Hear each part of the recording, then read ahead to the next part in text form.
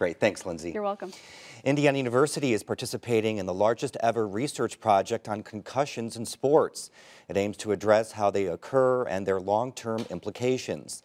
The NCAA and the Department of Defense are funding the research at IU and nearly 30 other universities across the country.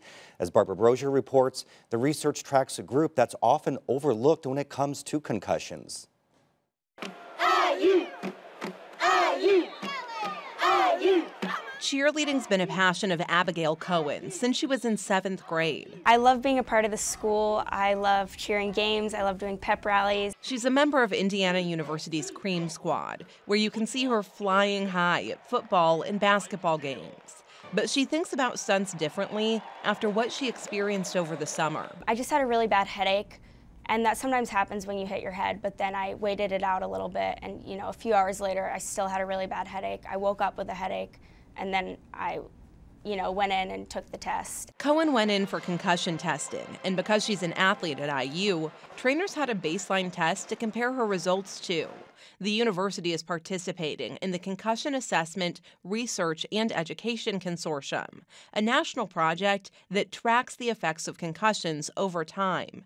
As part of the research, student athletes undergo an initial neurocognitive assessment. So the neurocognitive, cognitive assessments, postural, all are performed at the baseline, so before the first contact or first official practice, if you will.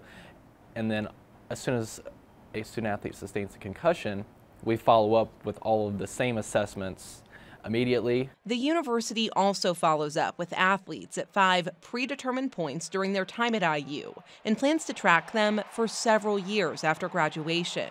The focus isn't just on the physical impact of concussions, but also the psychological. And the research involves all student athletes, including women. That's a group that's often excluded from studies and the national debate about concussion safety.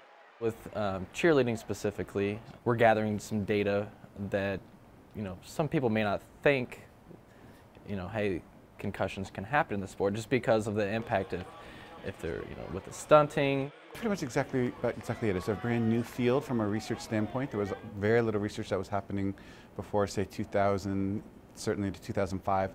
And then as public awareness became much greater on the topic, we realized that there was a real need for further research. Researchers hope to gain a better understanding of how concussions can affect athletes' physical and mental health long term. The project could have a significant impact, not just on approaches taken with college sports, but also on those playing at the youth and professional levels. I think this will allow us to have better tools for diagnosing concussions, better tools for managing concussions. It allows us to create the next set of sport-related concussion guidelines. Cohen says being part of the study made her feel more comfortable when it came time to return to practice following her concussion. The testing helped her coach know when she was truly ready. She's fine now, but her experience changed her mindset when it comes to safety. We're definitely more cautious. All the boys on my team know that, once you've had a concussion once, you really don't want to have another one. So they all, when we do try new stunts, we are very cautious about if people are around spotting and just especially, to protect the head when you fall. For Indiana News Desk, I'm Barbara Brosier.